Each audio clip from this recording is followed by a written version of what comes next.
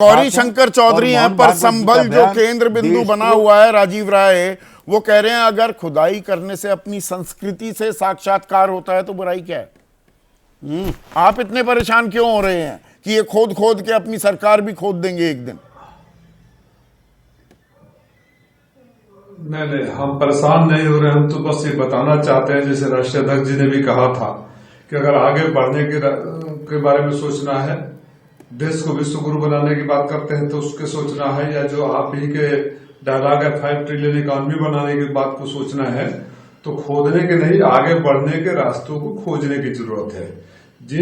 जिन लोगों का 77 साल पहले का इतिहास नहीं है, वो लोग प्राचीन इतिहास पर आपसे प्रवचन कर रहे हैं।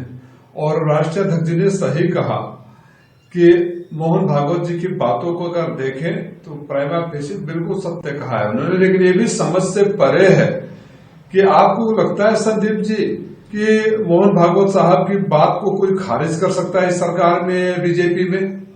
तो जो आप कह रहे थे कि नुरा कुश्ती तो नहीं हो रहा है या दोनों मिले हुए तो नहीं है, सच्चाई ये है कि देश को इस समय देश के नौजवान बोलते हैं हमें नौकरी खोजो, हमारे लिए नौकरी खोजो, ये बोलते हैं मंदिर खोजो, किसान कहते हैं एमएसपी दो, ये बोल रहे हैं राजन कटियार है हमारे एक और दर्शक है राजीव भाई, बीच में सवाल भी बहुत आते रहेंगे तो अन्यथा मत लीजिएगा, क्योंकि लोगों के सवाल और वो आप ही की कथन से जुड़ा हुआ सवाल है। वो कह रहे हैं हमें अपनी विरासत की खोज करने का पूरा हक है, लेकिन खोज के जरिए विवाद नहीं होना चाहिए।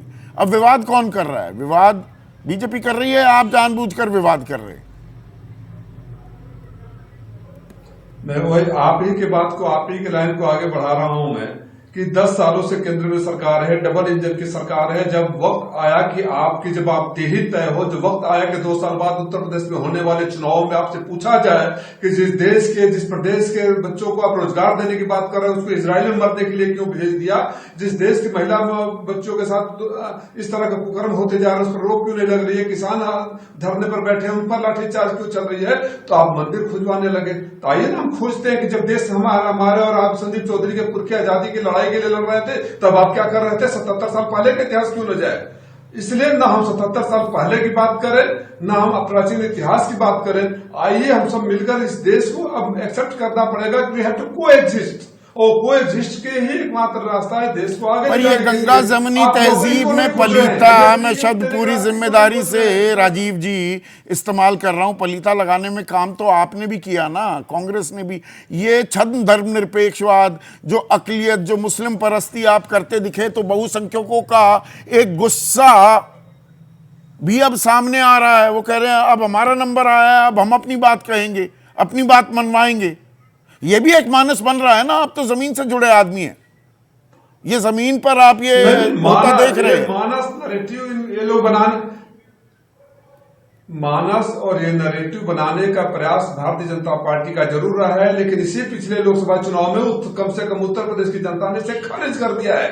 उत्तर प्रदेश की जनता ने बता दिया है कि हम आपके झूठ में, बहकावे में, नफरत में हम आने वाले नहीं है। ये 27 की तो लड़ाई हो रही है। आप जाति में बटा रहे आदमी, आपको जो फायदा हुआ उसको बरकरार रखना चाहते हैं, ये हिंदू लामबंदी की कोशिश है। हाँ प्लीज प्लीज। हाँ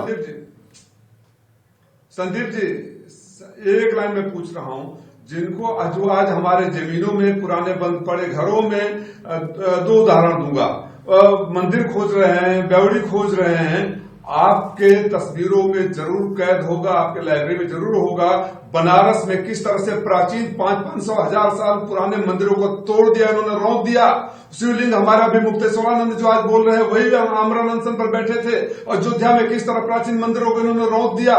तब आपकी धार्मिक भावनाएं और आपकी इतिहास और आपका प्राचीन इतिहास नहीं आपको समझ में आ रहा था। और संभल की महारानी की पौत्री ने क्या कहा है कि उनके पिताजी ने किसी को बेच दिया था, उन्होंने किसी को बसा दिया।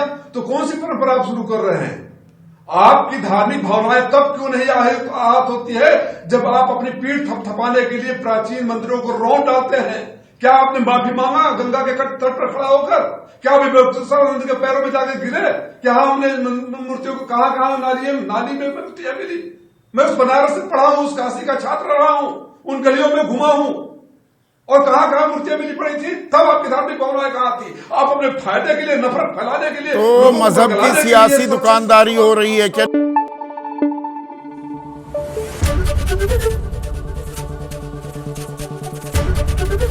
एबीपी न्यूज आपको रखे आगे।